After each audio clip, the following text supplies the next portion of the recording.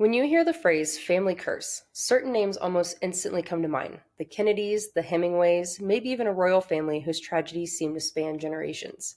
Families so marked by loss and scandal that it feels supernatural, as if fate itself has singled them out. But what if a curse isn't a curse at all? What if it's something more human, a chain reaction of choices, secrets, and moments where everything went terribly wrong? Decisions made in grief, in fear, or desperation. Patterns repeated, warnings ignored, and tragedy stacking on top of tragedy until over time it starts to look like destiny. Welcome back to Justice For. We're your hosts. I'm Jackie. And I'm Sam. I have a quick question. Yeah. What the fuck? I had a feeling that was going to be your question. She showed me pictures, like we always do. And I'm like, great, I'm confused. And she's like, oh, my opening's not going to be better. It doesn't help. No, I told her that my opening was not going to help her, and it didn't. What the fuck? So before I explain that, okay, we do want to shamelessly plug. We hope you had a very Merry Christmas and that you got a little bit of Justice For merch underneath your tree. If you didn't, go ahead and go order some right now. Period. Go ahead and do it. You have 2 days left of discount codes. Yep. And then whatever you get, you can win our live show on January 30th. Yeah. It's a Friday. We're super excited. Painting with a Twist. Ticket details are in the comments below or in the description below. It's going to be on our Facebook, our Instagram, everywhere. It's on our website. Yep. Like there's a little pop-up. You go to our website. Yep, right there. Just click right on it and it'll take you to tickets. So Make sure you get those. Because we can't wait to see everybody there. We're really excited for another live episode. It's going to be a good episode too.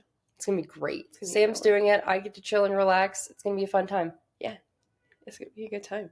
And don't forget, we are also going to the episode or the live show for Paranoid Sisters the week before. But we are going to be sitting there crafting and listening and having a good time. So if you want to come support another local podcast, please do. And you get to hang out with us at the same time. Yeah, it's going to be a great night.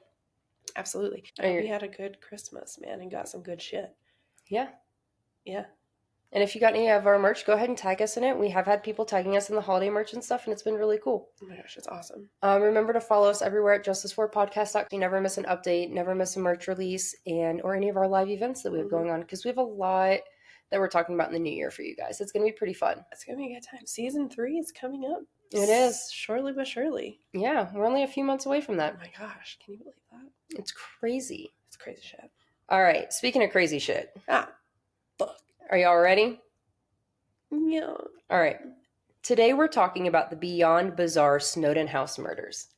A story that spans 2 decades, taking the life of 3 family members with a twist that you won't believe. Leaving everyone asking the same question: is the Snowden family cursed, or was it simply a case of ignoring too many warning signs and only seeing the good in people? Oh no. Buckle up, buttercups, because this is definitely going to be a wild ride. How do you buckle up? Buckled. Passenger princess. The Snowden family name is not known worldwide or even countrywide. Mm-hmm. But at one point in time, they were one of the most prominent families in the Memphis and surrounding areas, including the town of Horseshoe Lake in Arkansas, which is where our episode mainly takes place today. Horseshoe Lake, Arkansas is a very small community of about 300 people. It is located about 30 miles. 300 people. Jesus, I thought episode last week was small. I know, I was thinking about that when you were saying that. I was like, my episode's town is 1,000 times smaller. It's literally 10% of what I said. So it's located about 30 miles outside of Memphis, just on the other side of the Tennessee border in Arkansas. The main attraction of Horseshoe Lake is the Snowden house. And it's gone by many names over the years. The Snowden Plantation, Snowden Manor, but most know it as the Snowden house. It wasn't always the grand house and estate that everyone knows it as today. In fact, it was even featured as the main set in the 90s film The Client, starring Tommy Lee Jones and Susan Sarandon. Like the whole movie was filmed on the Snowden plantation farm. That's crazy. It's so pretty though. It's a very pretty place. It's gorgeous. I was showing her the pictures and it was just like, there's so many to pick from. Oh, I bet. I had to stop because I wanted to put so many in there. I understand. But before it was all of that, it was just an empty plot of land and a dream.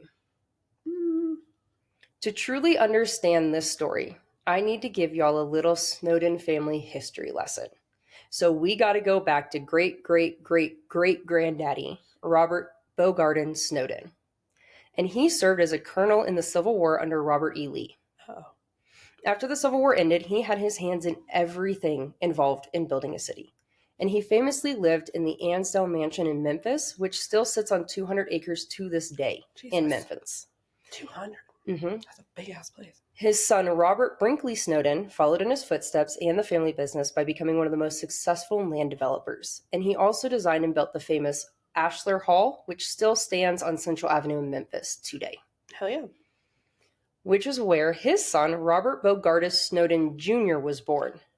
Listen, this family tree was a treat to get through because they keep naming their kids the same variation of the name, like all the boys. Hell yeah.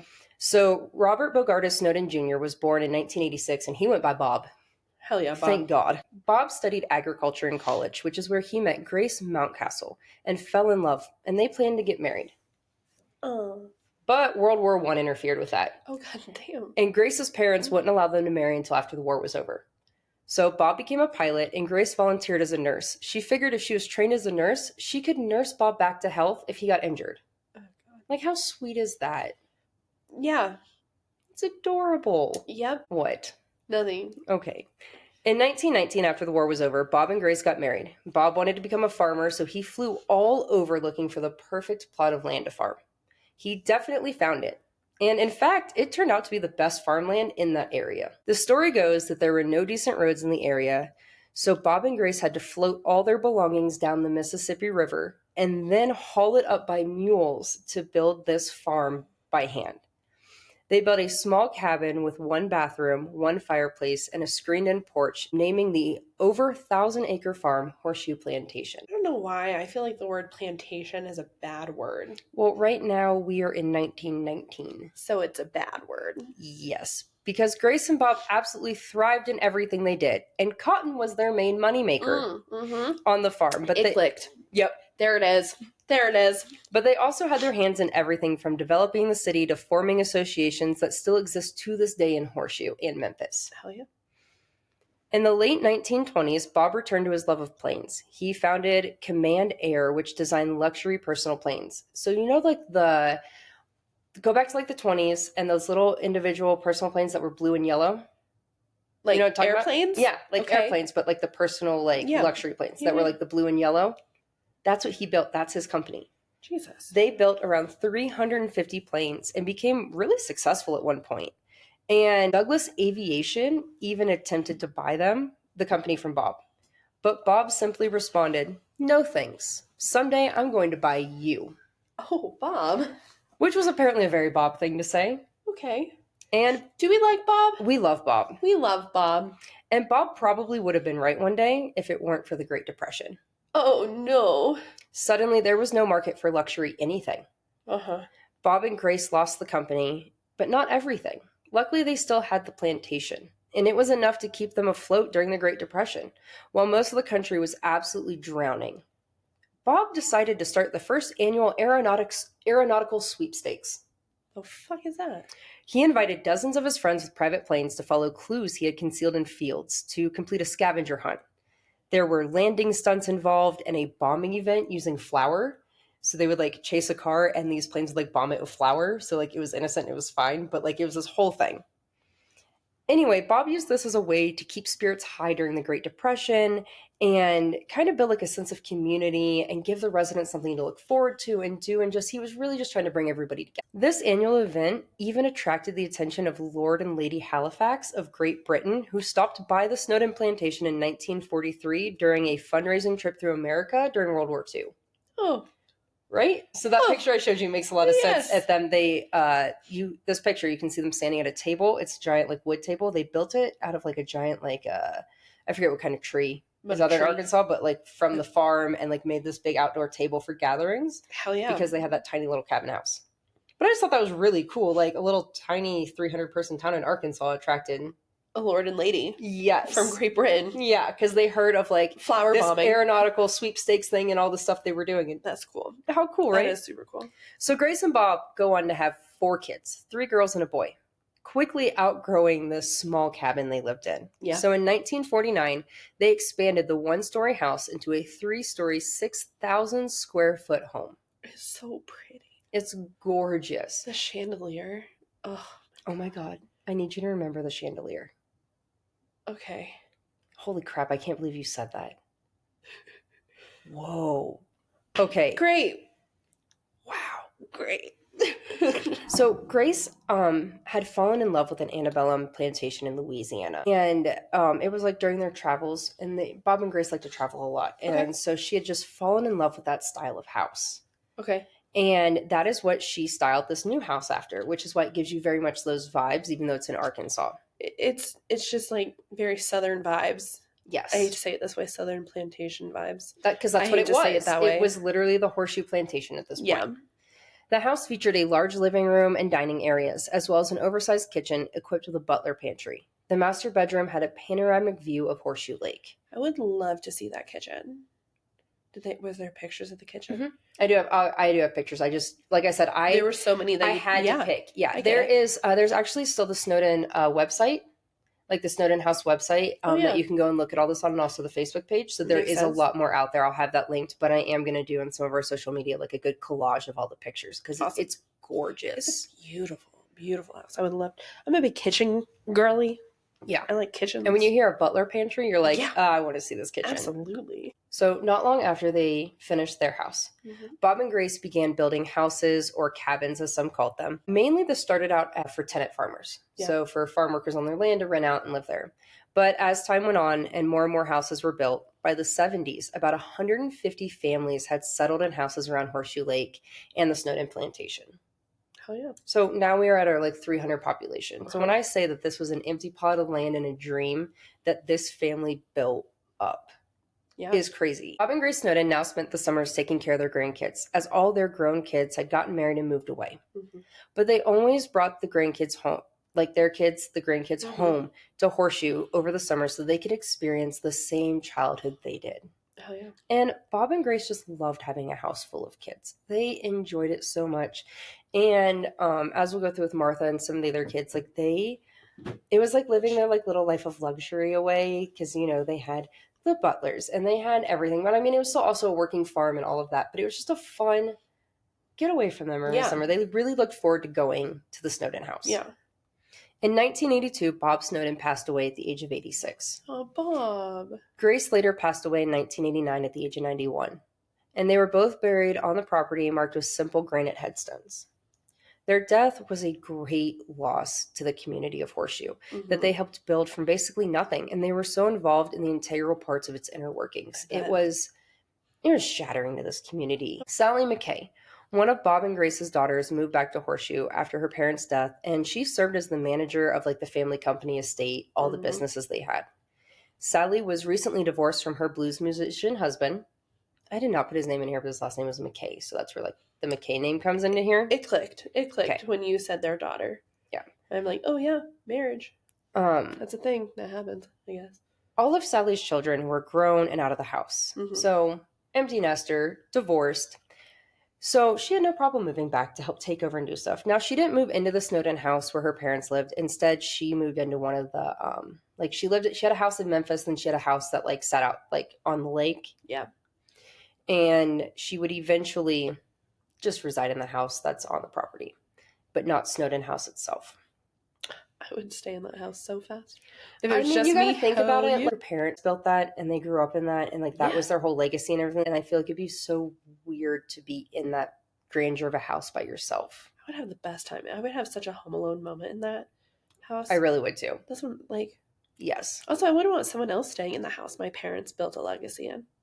She didn't let that happen. Period. So she rented out the house, the Snowden house, to a couple different people, but mainly where it landed was a couple who ran it out as a restaurant and a bed and breakfast for years. Oh. And she was renting out that, and then how fun would that have been? And it did weddings and events and bridal showers and birthday parties and graduations, and it was a very like starting to become like a focal point. Like everybody had a memory at the Snowden house bed and breakfast. Hell yeah. So she was renting that out with that business running that, but she was also running about 30 properties around Horseshoe Lake that belonged to her family, out to different families. Sally, or Miss Sally as she was known to everyone around town, was loved by all.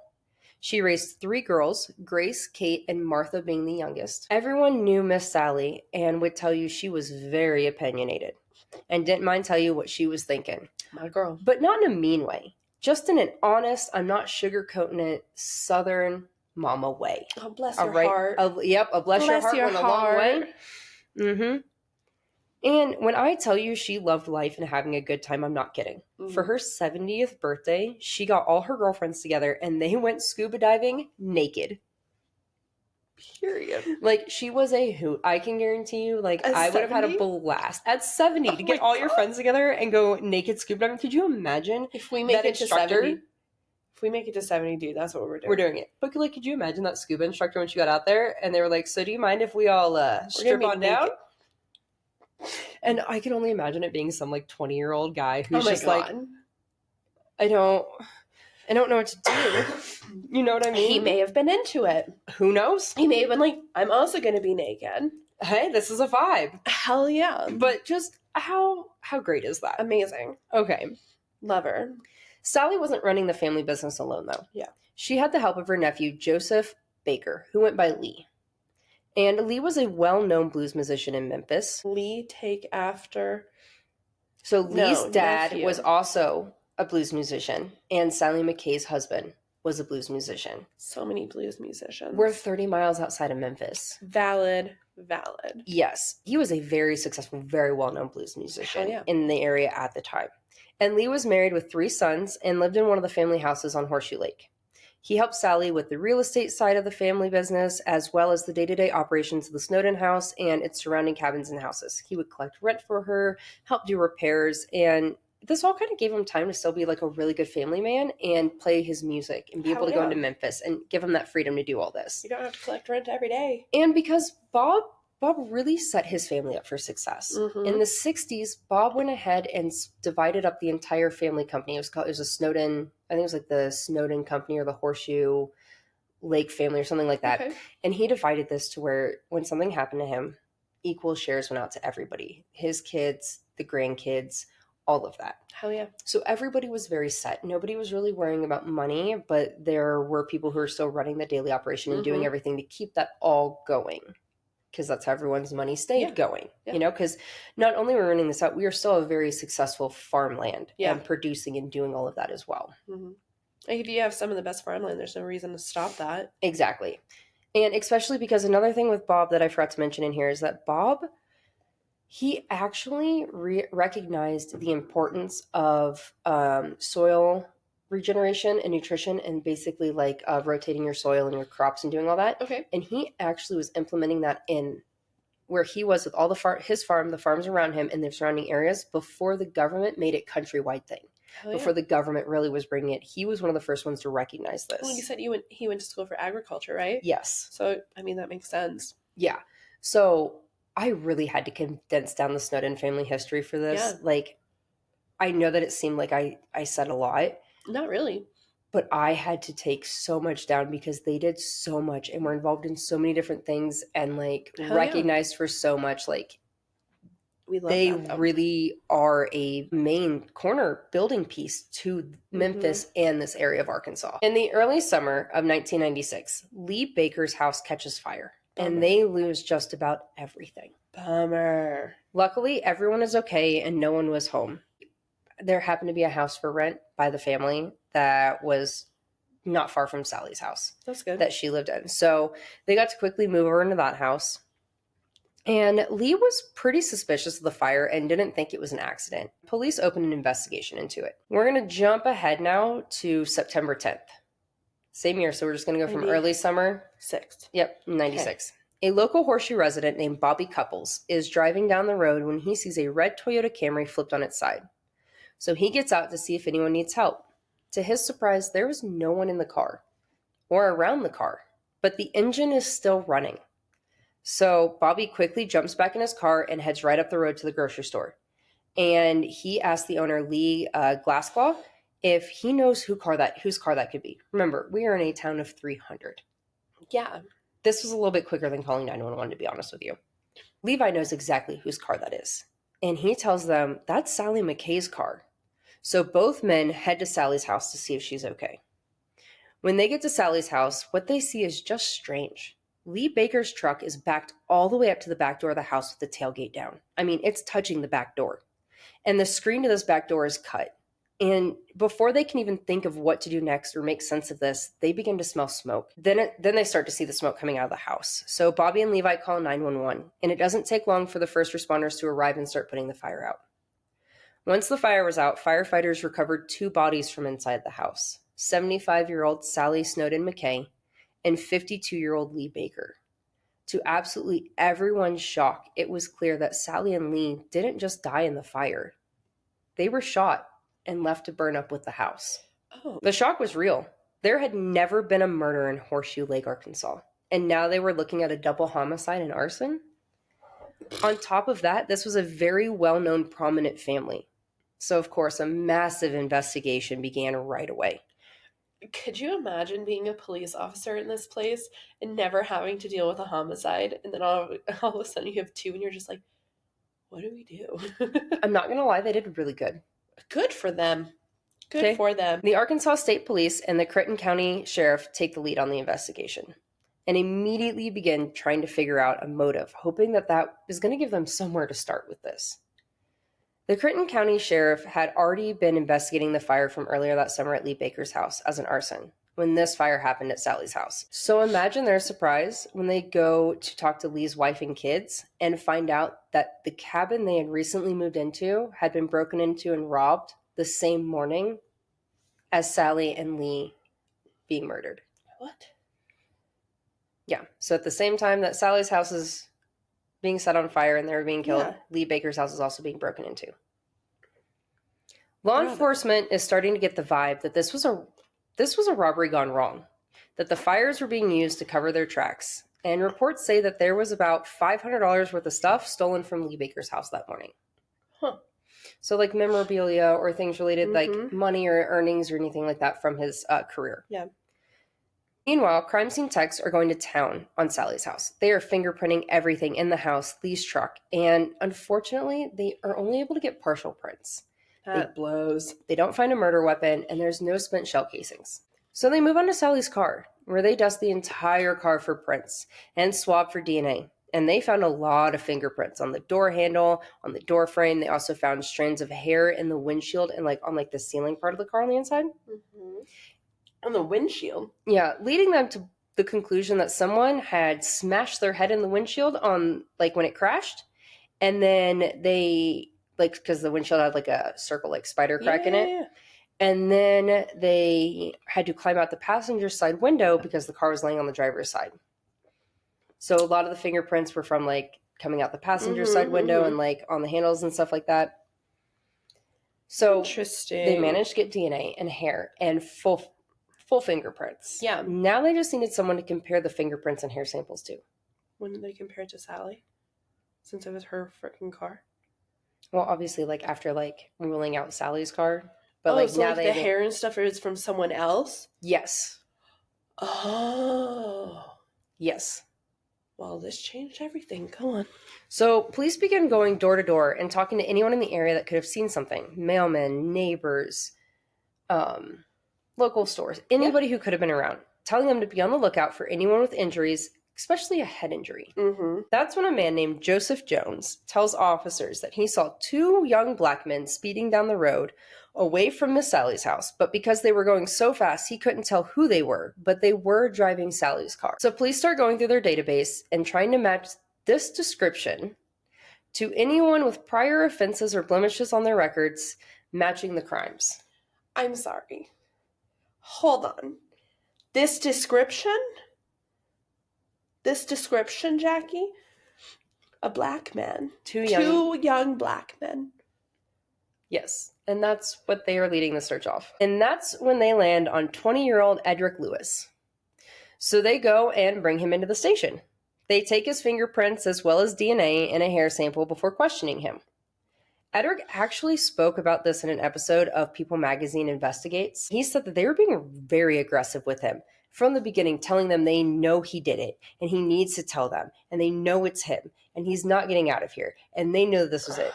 But Edric was just completely confused because the morning of the murders, he was in a different city at a mandatory check-in with his probation officer, which gets confirmed by his probation officer, and detectives clear him. About fucking time. So detectives decide it's time to interview Lee Baker's oldest son, Joe. Maybe he knows of someone who could do this or have a motive to do this. Okay. So he's in college, so he's an adult at this time. So, it's not like interviewing like a teenager or somebody else. That's when Joe tells them about Travis Lewis. And no, Lewis isn't a common name in this community. Travis is Edric's 15-year-old little brother. Their mom, Gladys, works for Sally McKay as a housekeeper, as well as renting the cabin they lived in from her. Period. So the Baker and Lewis boys essentially grew up together, hanging out all the time. They were friends. Lee Baker. Okay, sorry. So his sons and Gladys Lewis's sons all hung out together, all right? Because Gladys worked for Sally McKay. Okay, so all just grew up together. 300 town people. Joe told police that a few months ago in the spring, while he was still away at college, Travis had stolen some video games from his little brothers, and Travis denied it. But when his mom went and spoke with Gladys, she found the video games in Travis's room. So Joe figured the fire at his house at the beginning of summer was revenge for getting caught stealing video games. Oh, god damn. I mean, so you can do literally anything else but set fire to someone's house. What? Yeah. So just keep the vibe of being in the deep south right now. Fuck. Okay. And just remember, I feel like I've been in that vibe since you said plantation. Yeah, just keep it. So police go check his school attendance records for the day of the murders and find out Travis wasn't at school on the day of the murders. Travis. He was actually suspended from school. Travis. So police head over to the Lewis house and have a little chat with Travis. He tells them that he was at home all day, and he even saw fire trucks race by, and he wondered what was going on. Gladys backs up Travis's story when she's questioned by police as well. Oh, no. So after this little talk, they decide to do some research into Travis. They weren't entirely sure what to think, since he didn't come up in their initial search like his brother did, and he was like your average-sized 15-year-old kid. And this seemed like a lot for him to be able to pull off on his own. Mm-hmm. And what was his motive for murdering Sally McKay? Everyone loved Miss Sally.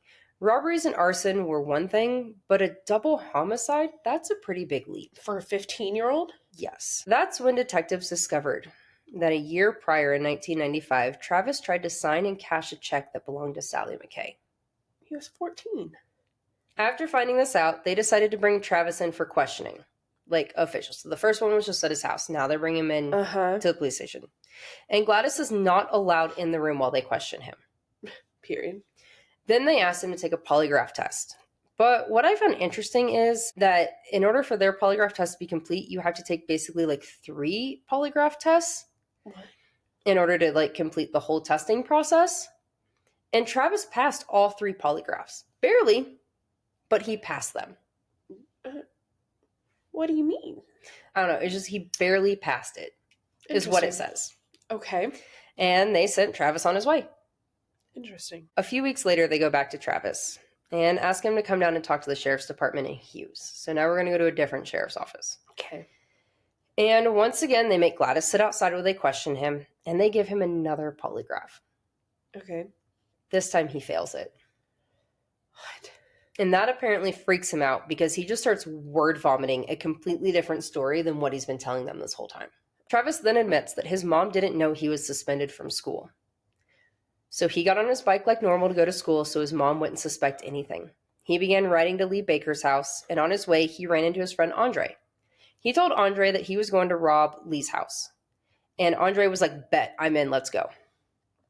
So the two took off for Lee Baker's house. But once they got there, Andre came up with a better plan. He said, while you rob the Baker's house, I will head up to Miss Sally's house and rob her.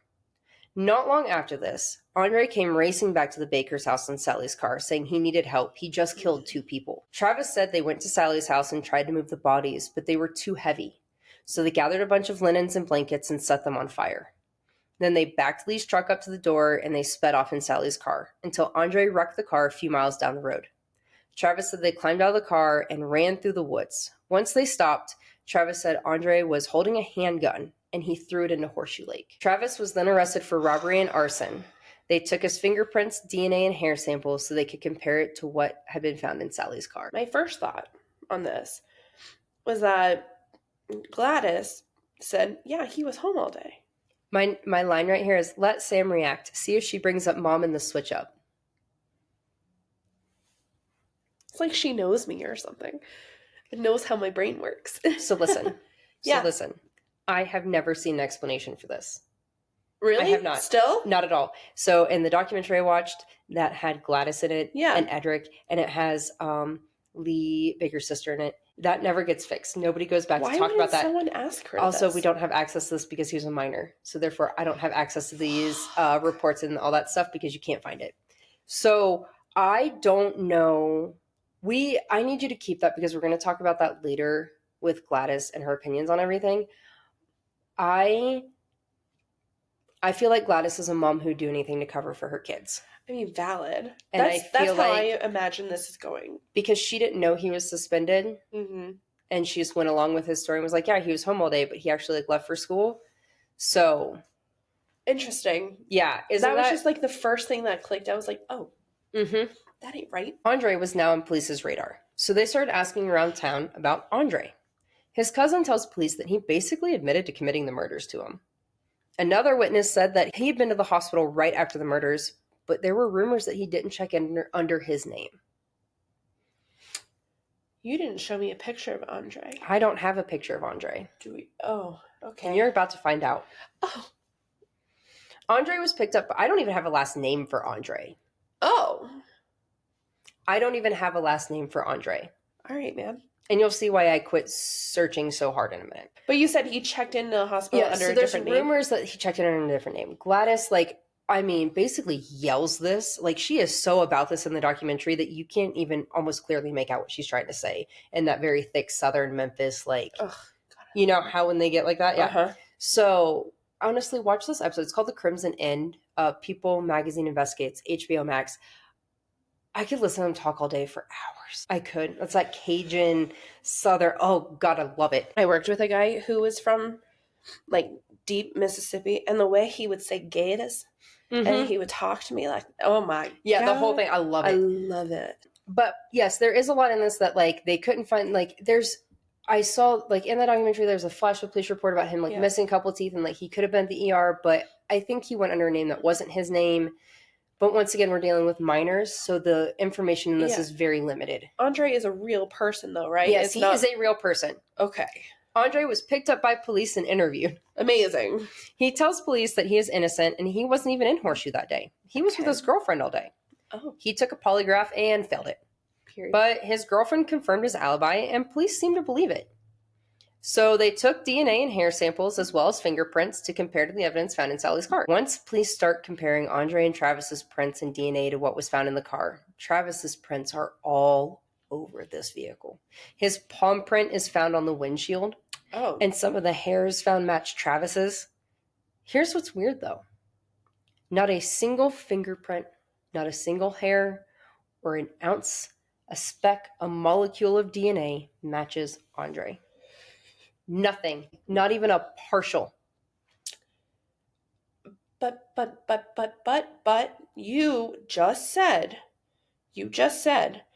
that he was bragging about it to people. He was. Jackie, but people brag about murders they don't commit all the time. I don't brag about that. Dumb criminals do. Period. What? So, Andre is completely ruled out as a suspect, and police don't even think about him again. You're lying. I'm not lying. That's why I don't have a picture. That's why I don't have a last name. And Travis is now additionally charged with 2 charges of capital murder. Brother. I would also like to put this in here now. This judge is the same judge involved in the Memphis 6. Is that what it is? This was the same judge who was in that case. So when they decide to go to trial with the evidence they have, which, by the way, a lot of people say that they don't have all this evidence. Prosecution is in there and they're asking to provide, they're talking about his statement and how he was in this. And the prosecution goes, well, I haven't even actually read his statement fully, but he admitted to it. And another one is something about the the fingerprints or the DNA, and they're like, well, yeah, but they're not actually providing it to the defense and stuff. So, and because we can't have access to any of this, there's a very heavy, we'll get into this in a minute, but there's a lot of question about whether Travis is actually connected to this. What the fuck? Gladys and Edric couldn't believe it. They knew he didn't do this. There's no way he did this. But also, Gladys, which is it? Was he at home? Or did he go to school and pretend he wasn't suspended? So Gladys, you telling me over and over again you know your son didn't do this, you still lying for him and creating his alibi. So I sit on the fence with Gladys. I see an angry mama in this documentary. I see a sad mom. Yeah. But I just don't know if this is the case of a ride or die mom. Yeah. I mean, I don't know. I feel like we've had this conversation a couple times, and I'm not a mom, so I don't personally know this feeling, but like a lot of moms, no matter how horrific of a murder their child committed, still stick by their kid. And like, I don't know if I could. This is the way I've thought about this a lot. I've actually thought about this a lot in the past week writing this because I've thought about how I would react if I had to sit in a room like Aiden Fucci's parents or somebody else and like learn about this. But I think that I could still love my child and be there for my child. Yeah. While also doing the right thing and not condoning their actions and what they did. Mm-hmm. So I think that I would be able to, it would suck to watch my child get the punishment that she would be getting for whatever she did and have to live in prison or away from me or have to deal with all that. But at the same time, don't do stupid ass fucking shit. I raised you better than this. You made a bad decision. These are the consequences of your decision. I'm still your mom. I still love you. I'm going to talk to you. I'm going to visit you. I'm going to support you every day. But you're an idiot, and I'm also going to make sure there's justice because justice still does matter. You know, it's hard. Yeah, absolutely. Just months after the murder on November 6th, 15-year-old Travis Lewis was formally arraigned as an adult on 2 counts of capital murder and 1 count of burglary. Period. Bill Llewellyn, Travis's defense attorney, saw Travis as just a kid who made some bad choices. His main focus was to keep him alive.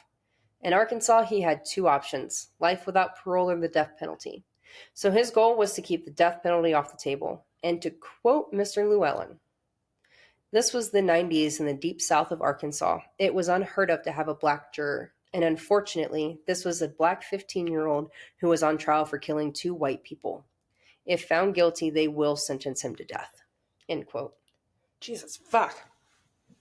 Yeah, so if that doesn't, like I said, hold that whole race thing, because obviously if you're watching, you've seen the pictures and you've gathered this, but the Snowden and McKay and Baker family are white and the Lewis family are black. Yeah. It is 1996. You couldn't tell from the description? I know. Oh my God. 1996 in the deep south. We are literally on a plantation that was a cotton plantation at one point. This is the same judge with the Memphis 3, 6, 10, Memphis 3, Memphis 3. I don't know. I knew that I was going to go down a very, very, very big rabbit hole with that one if I really got into that, but it says a lot about the judge. Yeah, it does. So, just days before trial was set to begin in the spring of 1998, the prosecution comes to Travis and his team with a plea deal. Oh, no. If Travis pleads guilty to both murders and the burglary, they won't go to trial, sparing him the potential death penalty. Travis's thing this whole time was that he committed the burglary and did the arson. Yeah. But he was very, very, very adamant, steadfast and adamant. Yeah. That he did not commit those murders. Somebody else committed those murders, and he did not do this alone. He did not kill them. He just tried to cover it up. He was very adamant in this. But Travis ultimately agrees to the plea deal. So on April 7th, 1998, Travis enters a guilty plea in court as part of his plea deal and is sentenced to 28 and a half years for the murder of Sally McKay and Lee Baker and 5 more years for the burglary. These are to be served consecutively, and he has to serve 70% of his sentence before he can get paroled. At least it's not considered life. Not everyone was so sure that justice was served. Gladys maintains to this day that Travis did not murder Sally and Lee. He only pled guilty so that he wouldn't get the death penalty. Yeah. Some of the McKay and Baker family members thought there was more to it and that someone else had to have been involved. But the majority of the family believed the correct person was behind bars and that justice had been served.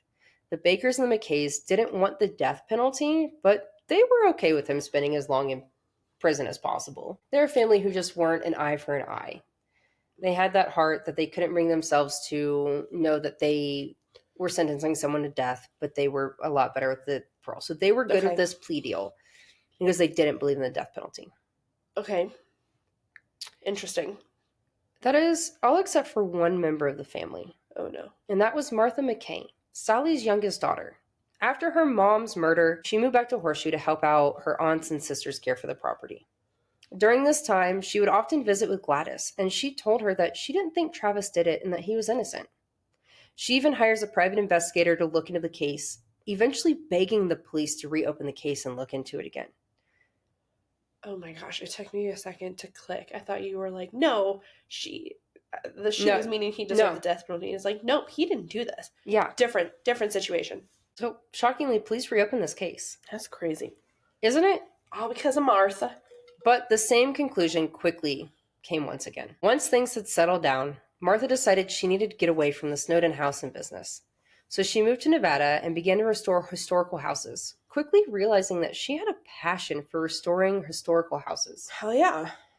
A few years... In Nevada, though? Yeah, she moved to Virginia City, Nevada, and then she ended up in Washington. Okay. A few years and a few restored houses later, Martha decides it's time to move back to Horseshoe and restore the Snowden family house and use it to its full potential. Mm-hmm. She has a vision of the Snowden house becoming a grand venue for events, parties, weddings, you name it. Kind of, a little bit vibe of that bed and breakfast, but just very, she wanted it to be the it place in the South to do this. Hell yeah. Martha spends about $100,000 to restore the Snowden house. That's not that bad. Martha then hires Gladys to work at the Snowden house as a housekeeper. Love that. As their friendship grew, Martha decided to write Travis a letter. And to her surprise, he writes back. Oh. And they begin sending letters pretty frequently. Martha even goes to visit him in prison against her entire family's wishes and advice. Oh. Everyone kept telling her that this was bad karma, this is bad juju. She needs to stop this. But Martha was a devout Buddhist, and forgiveness was very important to her. She forgave Travis for the fire and burglary and truly believed that he was innocent in these murders. I'm sorry, how crazy is it that someone from deep south became a Buddhist? All the money, isn't it? I love it. Okay, we are going to jump way ahead to 2016 now. Oh, period. Because we're in the early 2000s just now. Okay. 2016. Oh. Travis is now 36 years old and he is eligible for parole. Jesus Christ. Martha is the only one in favor for his release. The rest of the family is very against his release, and Martha writes a letter in Travis's favor, but ultimately the judge denies him. His next hearing is set for 2018, and Martha and Gladys attend together. They both took the stand and spoke to the board in favor of Travis's release. A few weeks later, Travis was granted parole. Oh, period. And Joe was pissed. Joe. Lee Baker's son. Oh, got it. Joe was pissed. He did not think he should be out. He thought he was guilty and needed to continue to serve his time. Martha, on the other hand, is thrilled that he is out. Martha is a strong believer in second chances. So she hires Travis as the groundskeeper of the Snowden house. Oh my God. Gladys is over the moon to have Travis out of prison and back home. Oh no. And I'm all for second chances, but I don't know if I could hire somebody who killed my mom. That's just me. Yeah. Feels something is about to happen. It was around this time that the Snowden house was absolutely taking off as a top venue. It was becoming very popular for weddings and large parties. Everything seemed to be going great. Business was booming. Martha was thriving in Horseshoe after having an editorial done on her and the Snowden house, and she became known as Lady of the Lake. Gave me Harry Potter vibes. A little bit. Is there another movie like that also?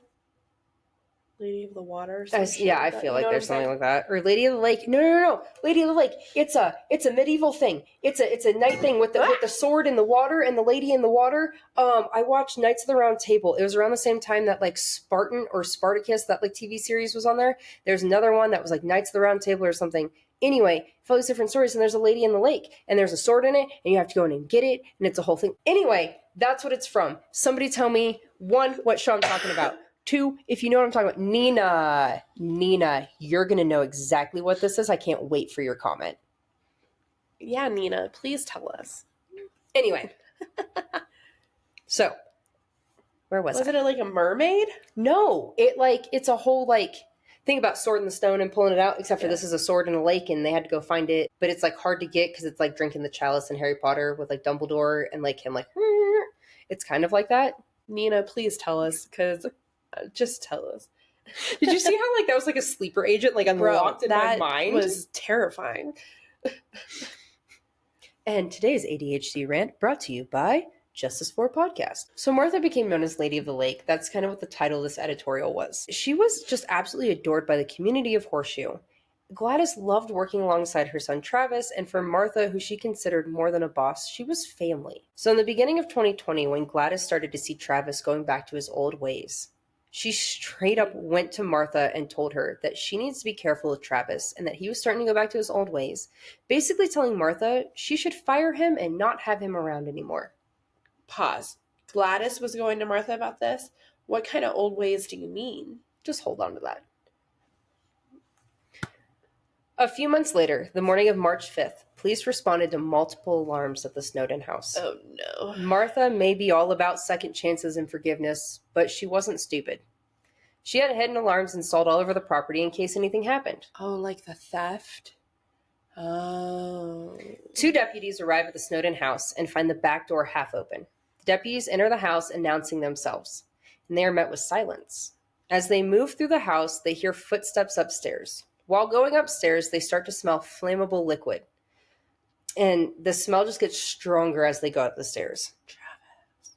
Upstairs, they see a pile of clothes doused in a liquid that definitely smells flammable.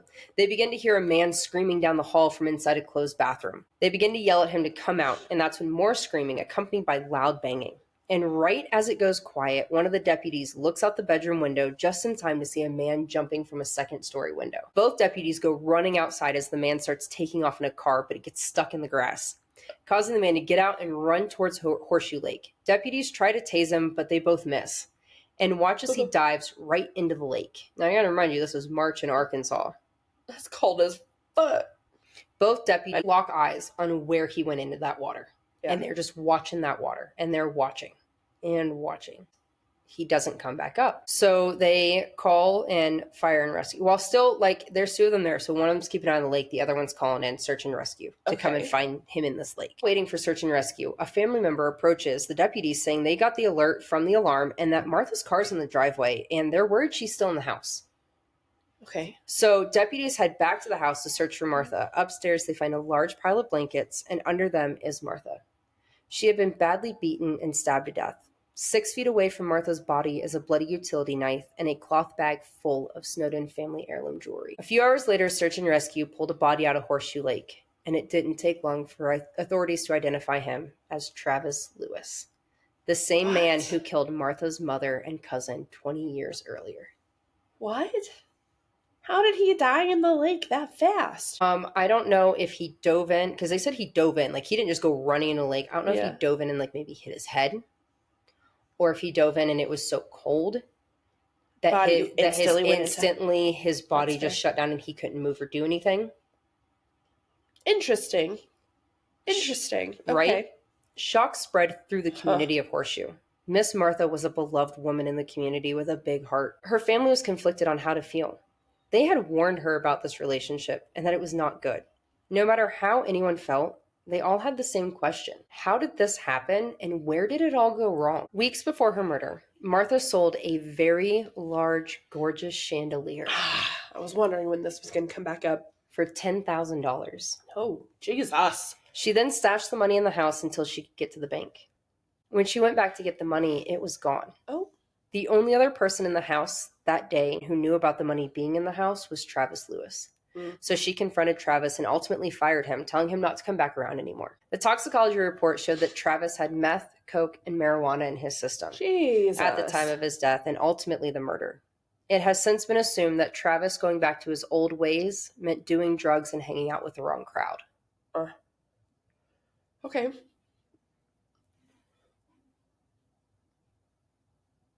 Sam's reaction. Sam's reaction. I guarantee he got addicted to drugs in jail. I also feel like we had a little bit of that before he went to jail. You think so? Even at Yes. 15, I mean, I can't, yeah. And his brother's 20. His brother's already on probation. Yeah. You got to think, hanging out with the wrong crowd, doing the wrong things. And yeah, he probably was on that in jail and some other stuff. Mm-hmm. So I have so much stuff going through my head right this second. First and foremost, $10,000 for a chandelier. But you saw that chandelier. It was enough for me to... It was so pretty. Yeah, it grabbed your attention and you recognized it. Yeah, I did. I keep going back to this thing that you said, that someone saw two young black men driving away, speeding away. I'm stuck on that. I'm stuck on the two. I'm also stuck on the 2 as well, and the fact that it was very specifically 2, and that's where they started with this, and where they also thought that this was too much for one person to do on their own. But I feel like they just quickly wrote Andre off so fast. Yeah. But he also didn't match any of the stuff. But Edric also didn't either. So I don't know who else it would have been. Retell the story as one person. Travis got on his bike and rode to Lee Baker's house and robbed Lee Baker's house. Lee Baker's house was not that far away from Sally's house. Yeah. And it's not that far of a leap to go up and rob Sally's house as well. This is now his 3rd robbery, technically. And he's, a fire. So it's not that far of a leap for him to have just gone up to Sally's house thinking it would be empty, because it was rent time. It was known that there was money in the house. Maybe he just didn't expect them to be home. Yeah. And that's the part. I just imagine he had to have killed Lee first. Because, I mean, she was 75? Mm-hmm. And he was in his 50s. So arson is his thing. So that is his MO. It's the same MO. I mean, he was trying to light the house on fire. Like, that's where he was going with that. It's kind of in the same of, like, the pile of stuff to set on fire again. But the shooting of the 2 and then now stabbing someone to death, that's... He stabbed and, like, bludgeoned her and stuff. So I feel like that one was just, like, I feel like he got surprised by Martha. Because he couldn't... I feel like he just meant to rob her. Mm-hmm. I don't feel like he actually... I think that she surprised him. I think that he thought she wasn't home. Maybe. Also, why was he in the bathroom yelling? Because he's also on meth and coke and high. So, That's true. And then he jumped out the window. It's probably because he heard the police announce themselves, so he ran into the closest place. Oh, fuck, man. Yes, because he was about to light it on fire and then ran into there. That's valid. Okay. Wow. Okay. Well, I know her family's probably sitting there we done told you. We told you so. And that is a bit of it in the documentary. It's like a little bit of a split, torn feeling of we told you not to do this. Yeah. But also, how did the justice system allow for this to happen? That's fair. Well, I mean... But I don't really fault on that side. Again, he was 15. Yes. I don't know. This is hard. Isn't a it? Difficult one. And especially because he swore up and down, like he didn't kill these people. And then to take the life of the one person who believed in you and gave you a second chance and got you out of prison and gave you a job and gave you a place to live. And all of this, it makes you wonder what's true and what's not true. His mom believes he never did this. You also lied for him. And I love Gladys. Gladys and Miss Martha had such a special bond. Yeah. She said, I love her, and add the best accent you can with this. She said, I love Miss Martha. I loved her because I knew every day when I walked in that house I was going to get a big old hug from her. So cute.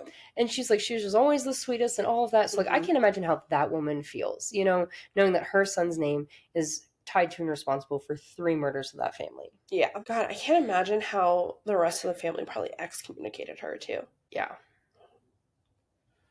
So before we get into justice, I want to talk about our victims and their family that we didn't get a chance to talk about. I know I've talked a lot about the Snowden family. Yeah. But I want to start with Lee Baker. And my heart absolutely breaks for his wife and kids. With all that they lost in that first fire, his wife didn't even have a picture of him. Ugh. It had been so much chaos and redoing, and that she hadn't even gotten a recent picture taken of him. That's awful. She did not have a picture. Now, yes, there was news articles and other stuff that came out, but that's really why we only have a picture or 2 of him as an adult, because he lost a lot of stuff in that fire. Yeah. Lee was an amazing father. He was very involved with his kids' lives. He loved spending time with them. And from the young age of 10, Lee knew he wanted to be a blues musician. He was heavily inspired and influenced by Elvis. He was very popular when he was that age. Hell yeah. He was incredibly talented and became a very successful and well-known musician in the Memphis music scene and beyond. And his legacy still very much lives on in that music scene and in that area. But Lee's oldest son, Joe, who we talked about a lot in here, he was actually influenced and inspired a lot by his father's murder and everything that happened afterwards. He actually got into law enforcement and became a part of like the local sheriff's office, and like really dedicated his life to making sure that like things were right. Hell yeah. And like I always love when stuff like that happens. Like I think that's pretty cool when you have that chain reaction like that. He also did not know that Martha hired Travis to work as a groundskeeper until after everything happened. He had no idea. And he said in the documentary, he goes, had I known, it wouldn't have happened. Period. He goes, had I known about that, it wouldn't have been something that was happening. So, like, he was very, very solid on his stance and how he feels about Travis. And he does not share Martha's views. Period. Sally Snowden McKay, like we have mentioned, was a wild woman who was fiercely loyal. She told it how it was and never sugarcoated it, but always made sure you had a place to lay your head and food in your belly. She lived every day to its fullest, and she loved to have a good laugh and never turned down an adventure. She was loved by so many, and her absence is still felt to this day in Horseshoe. I bet. Martha McKay took after her mother in so many ways, ultimately walking in her footsteps, which led to her death. Martha was known to have the biggest heart and believed maybe too much in second chances and seeing the good in everyone. Her greatest trait in life was her biggest fault in death. And that's awful that having such a big heart and believing in second chances is what killed her. Yeah. It's just... Sally, Lee, and Martha, along with Bob and Grace, were the glue that held the Snowden family together. Without them, the Snowden estate and business essentially crumbled. The house was sold off and eventually demolished, leaving the family torn over what had become of their once great home and legacy. No. You can still find all the pictures and all the information about the Snowden house on their website, on their Facebook page, which still has all of that, and it does have pictures of the family back in the day and some of the current family members who were on the estate at the time. It just makes me really sad that, that when anchors in the family away, like, it's just, sometimes it's interesting that, like, you never realize who the person was that was the glue in the family. Yeah. So, I don't know. Is the Snowden family really cursed? Or do we just have a series of bad decisions and second chances and tragedy that overlapped into this? I don't think it's a curse, personally. I don't think this was a family curse. I think it was untimely bullshit. Yes. By one drug addict who can't control himself. Yeah. So our biggest question is, did we get justice for Martha, Sally, and Lee?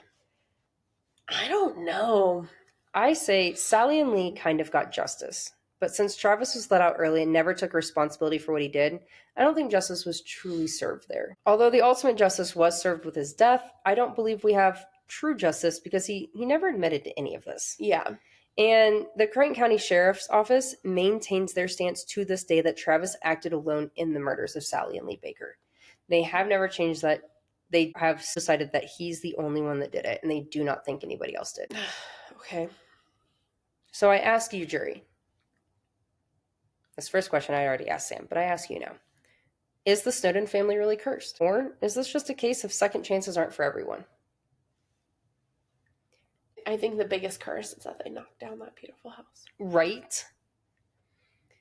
Do you think Travis acted alone in 1996, or did he have an accomplice that is still walking free to this day? Two young black men. Two young black men. I can't let that go. No. When I read that, I was like, are you kidding me? Like, that's all it took for them to start, like, profiling through the database? Yeah. Mm-hmm. Uh-huh. Yeah, so that's... I told you I had a good one. I told you I had a good one. That is a good one. Fuck. Well, shit. I was sitting here like, oh, we could look into going on a quick vacation to that house. The fuck we can. I know, it would have been so cool. That would have been awesome. Yeah, but that's a fun little rabbit hole that I went down. I just couldn't believe that the same person killed 3 members of the same family, 20 years apart. That's crazy. It's just insane. When I first read that headline, I was like, there's no way. Why wasn't he in jail? I was like, okay, well, maybe we caught him after he killed the 3rd one. Nope, it was known. That's crazy. Isn't it? That's crazy shit, dude. Happy New Year. Yeah. Happy New Year's Eve. Yeah, we keep doing this to y'all. We do. So on that note, I have her flappers are gasted. They are. I love gassing her flappers. She loves doing this to me. Interesting. Very, very interesting. I don't know. I just can't let go of the two young black men. And that's where we're going to just go out with everything. And the fact of like how easily they cleared people, but like Travis was their person they would not clear. Like I understand like, oh, well, we didn't find anyone else's prints in there. Okay. Maybe one person was smart and had on gloves or just something else. Like, yeah. Also, the head injury. Oh my God. We didn't even talk about the head injury? The head injury. There was clearly a head injury. There's no mention of that. There's no mention of whether or not like he had a head injury. I know there's like a thing about like he had a tooth knocked out or something, but like by the time they got to him to talk to him, like there was no discussion or it's like I said, they were juveniles.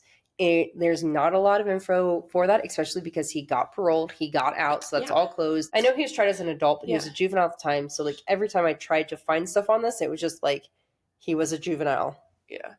But like clearly someone hit their head in that vehicle. Wasn't Travis. Yeah. That we know of. I don't. That's the other thing is that there's so much information about like, because it's so like the headline gets taken over with like Martha's murder 20 years later and that it's really hard to really like focus in and get that, especially when you can't have court records and other things. Yeah. All right, man. I don't fucking know. Well, on that note, shameless plugs. Shameless plugs. Shameless plugs. We already told you about our live at the beginning of this episode. Get in that description box. It is the link for it. Buy your tickets. Be there. We can't wait to see you. We're so incredibly excited. We are the 30th. 6:30 to 9:30. Sam's reading an episode. It's gonna be incredible. We're really excited. Get you some merch. Those discount codes are good till the end of the year. 2 more days. justice4podcast.com. Find the merch, submit a case, get your tickets because we have a pop-up on there. Yep. And follow us on everything: Apple, Spotify, YouTube, TikTok, Instagram at Justice4Podcast. If you can leave us reviews, that is super awesome. Yes, and please. It's very, very helpful for us. We try to respond to all the comments that we have been getting. Also, to all of the new listeners that have been listening, welcome. Thank you for being here. And also all of the people who have been reaching out to us about some of the older episodes that we've done. You guys are going to get an update to an episode. It's not that we're updating new information about the case. Yeah. But it's a case that was very, very hard for me to research. I was in a lot of newspaper articles. And oddly enough, this case gets the most interaction and response, personal messages to us from the family.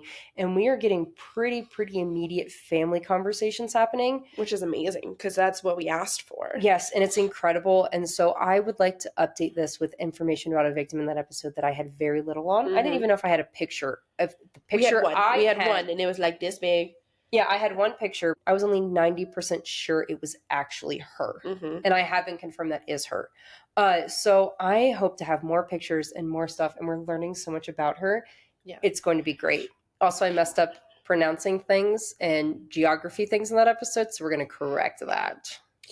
Regardless, we have been reached out to by a lot of family and friends of victims in cases that we've done. And we're very, very happy that we've done justice for your loved one. Your words have meant so much to us. Like we've been sitting over here bawling over some of these messages, and it just truly means a lot to us because it feels like we're doing something right.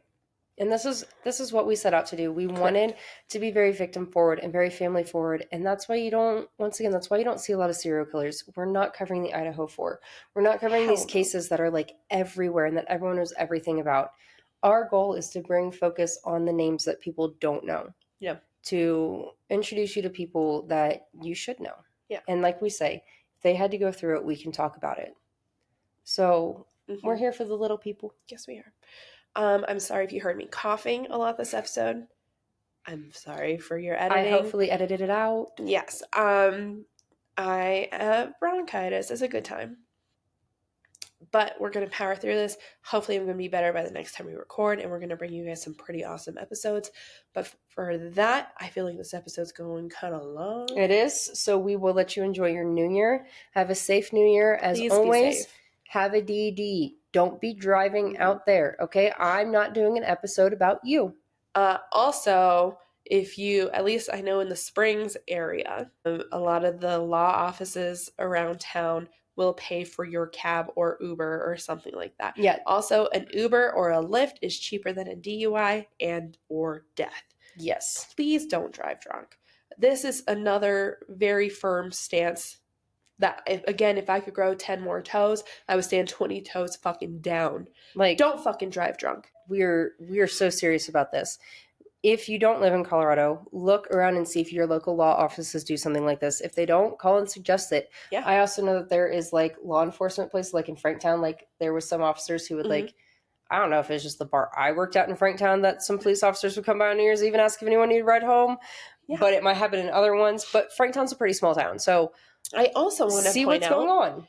Your policemen are really not terrible people, most of them anyway. No, and if you're drunk, you can literally don't call 911 because that's emergency. Call non-emergency line, and most of them will more likely give you a ride home just for you to be safe. Like, I could guarantee you that if me and you were drunk in downtown Colorado Springs, we could walk up to one of the mini cops that stands in the middle of Tejon and goes, "Hi, I am drunk. Can you drive me home?" Yeah. And you would probably get a fun ride in the back of a police cruiser. Hell yeah. We would be obnoxious. Absolutely. But it'd be fun. Please, please, please, please, please don't have a DUI. Yeah. Have a DD. Your bartender will always be willing to call you a ride. Yes. They will call you an Uber, Lyft, taxi, any of that. Some of these bar services, like I know I worked at multiple bars that had regulars who were sober. Yes. Or the husbands or wives of their sober partners. Yep. And they actually would show up to the bar and give people rides home. And just start taking people home and giving them rides home. Yeah. So just be safe. Yeah. See what your local bar's got going on. Figure out a plan. And if you don't have a plan and you don't have a way to get home safe, then just stay at home. Period. There's nothing wrong with staying home on New Year's Eve. Nothing at all. Stranger Things, the last part comes out, so you can have fun. I'm going to fondue and watch Stranger Things. I'm going to be watching it in theaters. See, I like to pause and go to the bathroom. And my kid talks. It's like over 2 hours long. Yeah. Anyway. Don't leave your fucking friends. Lock your goddamn doors. Don't drive drunk. And don't give people second chances who kill your mom. Right. Yeah. So, have a very safe New Year, you guys. We will catch you guys in the New Year. Happy New Year. We love you guys. Okay. Love you. Bye.